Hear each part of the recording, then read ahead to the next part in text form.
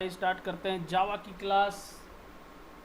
जावा की क्लास में आज हम पढ़ने वाले हैं स्टैटिक कीवर्ड के साथ हमने दिस कीवर्ड का यूज किया था। आज हम उसी के आगे कुछ दिस कीवर्ड के और भी फीचर्स पढ़ेंगे।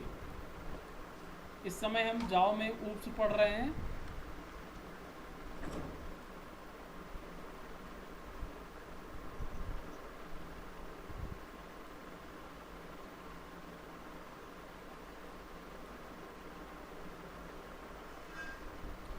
दिस कीवर्ड के हमने कई एग्जांपल्स बताए थे किस प्रकार से हम दिस कीवर्ड को यूज कर सकते हैं। आज हम उसी पे और आगे यूज करते हुए दिस कीवर्ड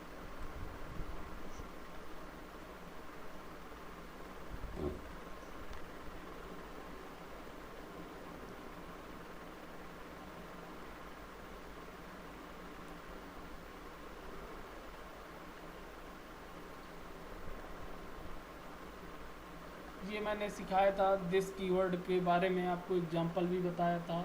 आप यदि सेम नेम रखते हैं तो कहीं ना कहीं ऑब्जेक्ट को, करंट ऑब्जेक्ट को स्पेसिफाई करने के लिए दिस कीवर्ड का यूज किया जाता है।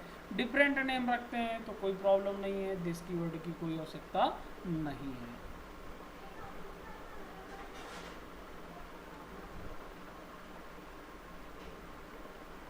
देखिए, इस प्रकार से हम कॉलिंग के लिए भी दिस कीवर्ड का यूज कर सकते हैं। डिफ़ॉल्ट कंस्ट्रक्टर के लिए भी हम दिस कीवर्ड का यूज कर सकते हैं।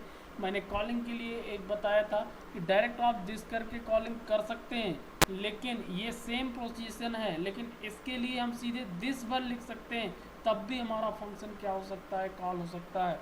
कंस्ट्रक्टर जो होगा वो हमारा डायरेक्ट कॉल हो सकता है। Calling default constructor from parameterised constructor using this keyword, ये हेडिंग आप देख सकते हैं।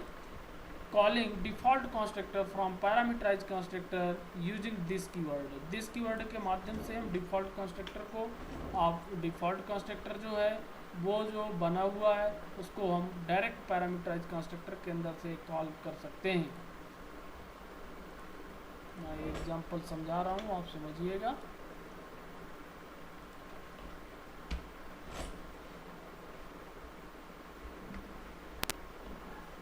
ये एक डिफ़ॉल्ट कंस्ट्रक्टर बना है, ए नाम की क्लास, ए नाम का डिफ़ॉल्ट कंस्ट्रक्टर, हेलो ए लिखा, और एक पैरामीटराइज कंस्ट्रक्टर हुआ जिसके अंदर एक पैरामीटर इंट एक्स लिया गया, और यहाँ पे हमने लिखा दिस। दिस का मतलब है करंट में जो कंस्ट्रक्टर ए के अंदर जो कंस्ट्रक्टर है यहाँ पे डिफ़ॉल्ट ऑटोमेटिक कॉल हो जाएगा। मुझे यहाँ दिस डॉट ए लिखने की आवश्यकता नहीं है, डायरेक्ट मैं दिस के माध्यम से इस डिफ़ॉल्ट कंस्ट्रक्टर को क्या कर सकता हूँ, कॉल कर सकता हूँ। और यहाँ पे एक्स की वैल्यू को प्रिंट कराया। क्लास पे गए, T6 नाम से मैंने क्लास बनाया, पब्लिक स्टैटिक वाइड मेन, और वाइड मेन के अंदर सीधा जाके मैंने जैसे ऑब्जेक्ट क्रिएट किया, यहाँ से पैरामीटर पास किया, हमारा पैरामीटराइज कंस्ट्रक्टर कॉल होगा। और पैरामीटराइज कंस्ट्रक्टर के अंदर से क्या कॉल हो जाएगा, डिफ़ॉल्ट कंस्ट्रक्टर। आइए मैं इसको सेव करता हूँ, रन करता हूँ।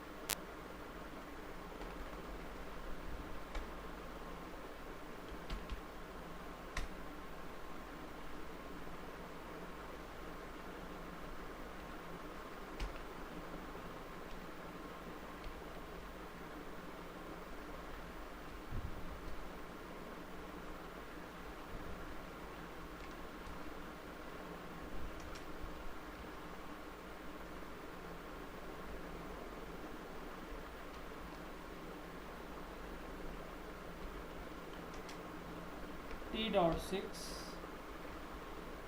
जावा कंपाइल किया हमने,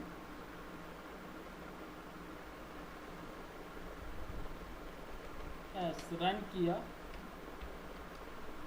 हेलो A10, ये देखिए डिफ़ॉल्ट कंस्ट्रक्टर पहले कॉल हो गया, तो इसलिए आया हेलो ए, क्योंकि यहाँ पे दिस से डिफ़ॉल्ट कंस्ट्रक्टर पहले कॉल हुआ।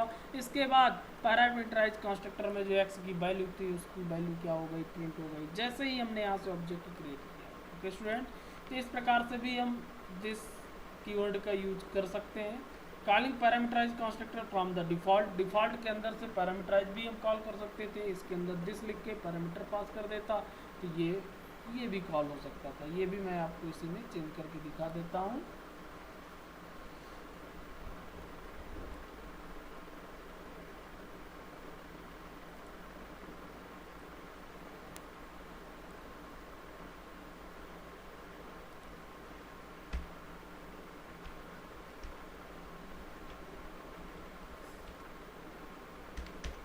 लेकिन यहाँ मुझे चेंज करना पड़ेगा, यहाँ मुझे डिफ़ॉल्ट कंस्ट्रक्टर को कॉल करना होगा, इसलिए पैरामीटराइज को मैं हटाऊंगा। अब यहाँ से पहले डिफ़ॉल्ट कंस्ट्रक्टर कॉल होगा, फिर इससे क्या कॉल हो जाएगा, पैरामीटराइज कंस्ट्रक्टर। देखिएगा, ये देखिए, आप समझ गए होंगे। पहले यहाँ से मैंने ऑब्जेक्ट को चेंज किया, ऑब्जेक्ट को जैसे चेंज किया यहाँ से डिफ़ॉल्ट कंस्ट्रक्टर ये कॉल हुआ, डिफ़ॉल्ट कंस्ट्रक्टर से क्या कॉल हो गया, पैरामीटराइज कंस्ट्रक्टर। तो पहले एक्स की वैल्यू प्रिंट हो जाएगी और बाद में फिर लिख जाएगा हेलो ए। स्टूडेंट, तो हम किसी भी डिफ़ॉल्ट कंस्ट्रक्टर के अंदर से पैरामीटराइज कंस्ट्रक्टर को कॉल कर सकते हैं, पैरामीटराइज कंस्ट्रक्टर से डिफ़ॉल्ट कंस्ट्रक्टर को कॉल कर सकते हैं। हम अपनी आवश्यकता अनुसार दिस कीवर्ड का यूज कर सकते हैं।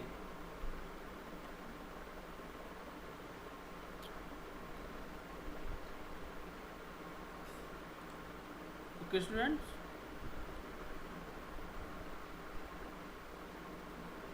रियल यूज एक्चुअल में कंस्ट्रक्टर कॉलिंग के लिए ही इसका यूज किया जाता है, और जब सेम नेम पे होता है वहाँ पे इसका यूज किया जाता है।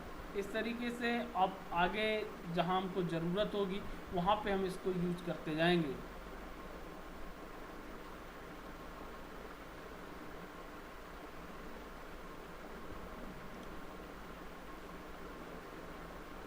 एज ए आर्गूमेंट भी इसको पास कर सकते हैं हम दिस कीवर्ड को। जैसे मैं एक एग्जांपल यहाँ पे समझा देता हूँ। यहीं पे S2 लिया, m नाम का एक मेथड बनाया, S2 यहाँ पे एज ए ऑब्जेक्ट बनाया हमने इसका ओबीजे, और मेथड इन्वॉल्व प्रिंट किया। यहाँ पे एक p नाम का क्या बनाया हमने मेथड, और दिस के अंदर से इस मेथड को कॉल किया, यानी कि जो आपका m नाम का मेथड है इसके अंदर S2 पैरामीटर है। यहाँ पे मैं दिस लिख दूंगा तो डायरेक्ट यहाँ पे पास हो जाएगा। जब यहाँ पे हम गए S2 का ऑब्जेक्ट लिया और यहाँ से p को कॉल किया गया, अब p के अंदर से क्या कॉल हो गया है आपका M2। तो ऐसा भी हम यूज कर सकते हैं, आप बना सकते हैं, देख सकते हैं। एज ए आर्गूमेंट भी इसको पास किया जा सकता है।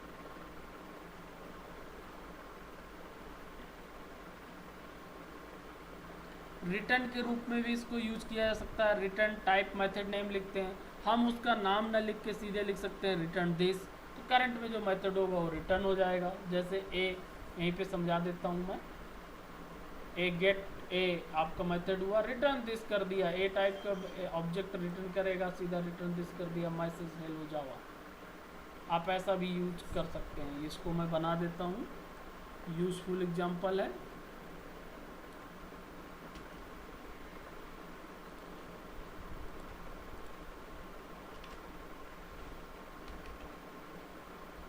ए नाम का एक क्लास बनाया, देखिए जहाँ यहाँ पर रिटर्न टाइप डिफाइन किया गया है, क्लास टाइप की वैल्यू रिटर्न करेगी ये देखिए गेट ए नाम का मेथड है, और रिटर्न दिस किया, वाइड मैसेज नाम का बनाया गया, MSG हेलो जावा प्रिंट होगा इस पर, और क्लास को क्लोज किया गया। test1 नाम की क्लास बनाई गई, पब्लिक स्टैटिक वाइड मेन लिया गया, और यहाँ पे देखिए न्यू के माध्यम से डायरेक्ट हम ऐसे कॉल कर सकते हैं कंस्ट्रक्टर को, a dot gate data dot MSG। देखिए कॉल करने का तरीका देखिए।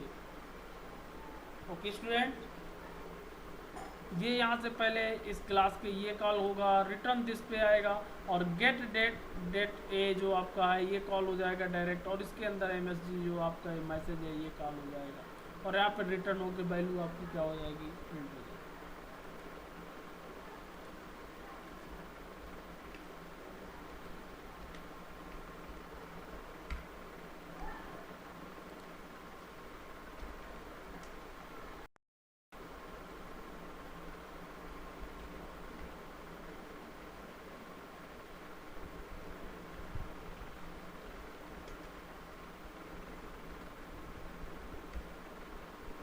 ये देखिए हेलो जावा। तो ऐसे भी हम यूज कर सकते हैं दिस कीवर्ड को। कई सारे यूजेस मैंने आपको दिस कीवर्ड के बताए, आप यूज करिएगा। आगे भी इसकी हमको जो ज़रूरत होगी जहाँ पे, वैसे हम यूज करते जाएंगे दिस कीवर्ड को।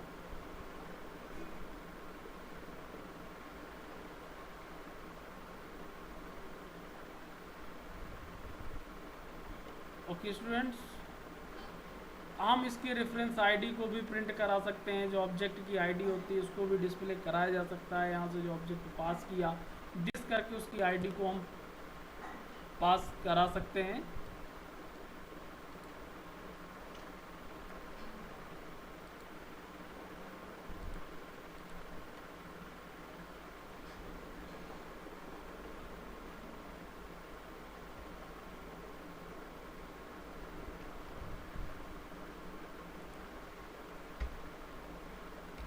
कई सारे यूजेस मैं आपको बता रहा हूँ दिस के, एग्जाम्पल बना लीजिएगा और इनका आगे जो यूजेस होगा वो आप देखेंगे किस तरीके से हम इनको दिस कीवर्ड को, जहाँ हमको जैसी ज़रूरत होती है सॉफ्टवेयर को बनाते समय, उस समय हम दिस कीवर्ड को यूज करते हैं। यहाँ पे एक क्लास बनाया, वाइड एम नाम का मेथड बना, सिस्टम डॉट प्रिंट दिस किया है हमने, कोई आइटम प्रिंट नहीं करा है, दिस करा है। इसमें जो पैरामीटराइज आएगा वो यहाँ पे ऑब्जेक्ट को पास किया जाएगा। यहाँ पे ऑब्जेक्ट बनाया ओबीजे A5 का, system dot out dot print OBJ, OBJ को हमने यहाँ प्रिंट किया, प्रिंट दिस रेफरेंस आईडी को प्रिंट करेगा। और इसी के माध्यम से हम रेफरेंस आईडी यहाँ भी प्रिंट कर सकते हैं, ओबीजे डॉट एम, एम के अंदर भी दिस कॉल किया गया है तो वहाँ भी रेफरेंस आईडी प्रिंट करेगा। इसको मैं सेव करता हूँ स्टूडेंट्स, A5।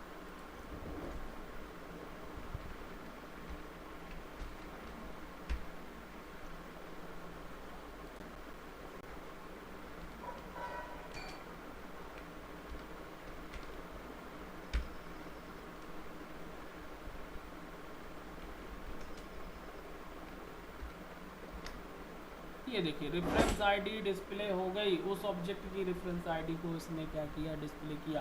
तो ऐसे हम अपनी आवश्यकता अनुसार दिस कीवर्ड को जहाँ भी जैसी ज़रूरत हो वैसे यूज कर सकते हैं जावा में। ओके स्टूडेंट्स, तो यहाँ पे हमारा स्टैटिक कीवर्ड कंप्लीट हुआ, दिस कीवर्ड कंप्लीट हुआ। अब आगे हम बढ़ते हैं इनहेरिटेंस के ओर। आपने C++ में इनहेरिटेंस पढ़ा होगा और इनहेरिटेंस एक इम्पॉर्टेंट फीचर्स पाया जाता है ऑब्जेक्ट ओरिएंटेड प्रोग्रामिंग लैंग्वेज में। इनहेरिटेंस क्या होता है, टाइप ऑफ इनहेरिटेंस क्या है, why multiple inheritance is not possible in Java in cases of class. Class का यूज करके हम मल्टीपल इनहेरिटेंस को यूज नहीं कर सकते हैं, क्योंकि जावा में डायरेक्ट क्लास के माध्यम से मल्टीपल इनहेरिटेंस को यूज नहीं किया जा सकता है। यदि हमको मल्टीपल इनहेरिटेंस को जावा में यूज करना है, उसके लिए आपको इंटरफेस प्रोवाइड किया गया है, हमको इंटरफेस क्रिएट करना होगा और इंटरफेस के माध्यम से हम मल्टीपल इनहेरिटेंस को जावा में यूज कर सकते हैं। तो आज से स्टार्टिंग करते हैं इनहेरिटेंस की। आइए थोड़ा सा इंट्रोडक्शन में बताता हूँ इनहेरिटेंस है क्या, इसके आगे हम एक एक करके पढ़ते जाएंगे। तो reusability features, inheritance object oriented का एक बहुत इंपॉर्टेंट फीचर्स है। Inheritance is Java is a mechanism in which one object acquires all the properties, जितनी भी उसकी प्रॉपर्टी है, behaviour of the parent object, it is an the important part of use object oriented programming language. The idea behind the inheritance in Java is that you can create new classes that are the built up the existing classes, or when you inherited from the existing class you can reuse method and field of the parent class. मैं simple way में आपको समझाने की कोशिश कर रहा हूँ। Inheritance का जो मेन मतलब होता है एक तरह से रिलेशनशिप को क्रिएट करना, जैसा कि आपने DBMS में सीखा है, दो टेबल के बीच में रिलेशनशिप क्रिएट करना। एक पेरेंट टेबल होती है, एक चाइल्ड टेबल होती है। उसी प्रकार से प्रोग्रामिंग लैंग्वेज में एक पेरेंट क्लास और एक चाइल्ड क्लास, पेरेंट क्लास के सभी फीचर्स को चाइल्ड क्लास में यूज करने के लिए इनहेरिटेंस का यूज किया जाता है। यानी कि पेरेंट क्लास के अंदर जितनी भी प्रॉपर्टीज हैं, प्रॉपर्टीज मीन्स उसकी इंस्टेंस वेरिएबल, यानी कि वेरिएबल्स, मेथड, उस क्लास के अंदर जो वेरिएबल और मेथड बने हुए हैं वो सभी वेरिएबल और मेथड को चाइल्ड क्लास यूज कर सकती है। कंडीशन के आधार पर हम किस तरीके से इनहेरिटेंस को क्रिएट कर रहे हैं। Inheritance represented the is a relationship which is also known as the parent and child relationship. जैसे पेरेंट और चाइल्ड रिलेशनशिप के बीच में बहुत से फीचर्स इनहेरिटेड होते हैं, एक माता और पिता के फीचर्स चाइल्ड पे आते हैं, उसी प्रकार से पेरेंट क्लास के फीचर्स हम चाइल्ड क्लास में यूज कर सकते हैं, जिस प्रोसेस को इनहेरिटेंस कहा जाता है। इसका जो मेन यूज होता है रीयूजेबिलिटी। एक बार जिस प्रोग्राम मेथड को हमने बना लिया उसको दोबारा बनाने की आवश्यकता नहीं होती है, उसको इनहेरिट करके हम यूज कर सकते हैं। और दूसरा सिक्योरिटी, हम इनहेरिटेंस के माध्यम से अपने कोड को हाइड कर सकते हैं, सिक्योर कर सकते हैं, और उस हाइड सिक्योर किए हुए मेथड या डेटा मेंबर को हम अपनी आवश्यकता अनुसार जिस क्लास में चाहेंगे उसमें इनहेरिट करा सकते हैं। तो for the method overriding, so run time polymorphism can be achieve. Overriding, शायद आपने C++ में ओवरराइडिंग सीखी या नहीं मुझे नहीं पता। मेथड ओवरलोडिंग आपने सीखा होगा, राइडिंग नहीं सीखा होगा। यहाँ पे मैं ओवरराइडिंग भी आपको बताऊंगा जावा में। फॉर द कोड रीयूजेबिलिटी और ओवरराइडिंग दोनों की फैसिलिटी हमको प्रोवाइड करता है inheritance. Term use the inheritance में क्या क्या होते हैं मैं आपको यहाँ बता देता हूँ। एक तो क्लास होगी जो आपको मालूम है, class A group object have the common property जो रखती है। एक सब क्लास होगी, यानी कि ये पेरेंट क्लास भी मैं इसको कह सकता हूँ, मेन क्लास भी कह सकता हूँ, ठीक है। और एक तो आपकी सब क्लास होगी, चाइल्ड क्लास भी होगी, यानी कि जो से स्टैंड करके क्लास बनाई जाती है। Sub class is the class which inherited the other class, किसी दूसरी क्लास से इनहेरिटेड होती है। It is the also called the derived class, extended class या चाइल्ड क्लास या सब क्लास, ओके। और सुपर क्लास पेरेंट क्लास क्या कहलाती है? Super class is the class from where the sub class inherited the features. जिस class के features को sub class inherit करती है उस क्लास को सुपर क्लास कहते हैं। It is also called the base class भी या पेरेंट क्लास भी, यानी कि जिसके फीचर्स यूज करेगी कौन? सब क्लास, उस क्लास को क्या कहेंगे? Base class. और जिसमें फीचर्स यूज किए जा रहे हैं वो होगी आपकी चाइल्ड क्लास। रीयूजेबिलिटी मैंने समझाया ही, कोई भी प्रोग्राम मैकेनिज्म है ये, और उसको हम रीयूज कर सकते हैं। कोई भी मेथड एक बेस क्लास में बनाकर चाइल्ड क्लास में उसको आसानी के साथ रीयूज किया जा सकता है। अब बात करते हैं कि जावा में किस प्रकार से इनहेरिटेंस को यूज किया जाता है, उसके लिए सिंटेक्स क्या होते हैं, कितने प्रकार का इनहेरिटेंस यूज किया जाता है जावा में, ये भी हम सीखेंगे। तो सबसे पहले सिंटेक्स की मैं बात करूं, आपने C++ का सिंटेक्स सीखा होगा, लेकिन थोड़ा सा डिफरेंस है जावा और C++ के सिंटेक्स में। यहाँ पे जो हम सिंटेक्स यूज करेंगे जावा में, क्लास, सब class name, x tends super class name. यहाँ पे शायद आप C++ में कॉलम लगाते होंगे, कॉलन का यूज करते थे, लेकिन यहाँ पे आपको जो कीवर्ड यूज करना है वो एक्सटेंड्स कीवर्ड यूज करना है जावा में। यानी कि क्लास लिखेंगे और सब क्लास का नाम लिखेंगे, इसके बाद आप लिखेंगे एक्सटेंड्स और सुपर क्लास का नाम, और इसके अंदर सब क्लास ऑफ बॉडी जो भी आप सब क्लास में डिफाइन करना चाहते हैं, डेटा मेंबर, मेथड, उनको डिफाइन करेंगे। The extend keyword indicate the that you are the making the new class that the derive from the existing class. The meaning of the extend to be the increase the functionality। Okay student, ये extend keyword दोनों के बीच में relationship create करता है, super class और सब class के बीच में। यहाँ पे सुपर क्लास के फीचर्स यूज किए जाएंगे, इसमें सब क्लास में। ये हमने यूज किया सिंटेक्स। अब बात करेंगे इनहेरिटेंस के जो एग्जांपल्स हैं और साथ में इसके टाइप की मैं बात करूँगा। तो मैं आपको बताना चाहूँगा एक एग्जांपल और टाइप, कितने टाइप का इनहेरिटेंस जावा में यूज किया जाता है ये हम सीखेंगे कल, साथ में उसका एग्जांपल भी सीखेंगे, टाइप भी सीखेंगे। आज थोड़ा सा इंट्रोडक्शन मैंने बताया इनहेरिटेंस का। ओके स्टूडेंट, तो आज आप इनहेरिटेंस का इंट्रोडक्शन साथ में दिस कीवर्ड की प्रैक्टिस करिएगा। इसके बाद हम सीखेंगे क्या स्टूडेंट, इनहेरिटेंस के टाइप और जावा में कैसे प्रोग्राम बनाए जाते हैं इनहेरिटेंस के। आज की क्लास में यहीं पर क्लोज कर रहा हूँ स्टूडेंट। ओके।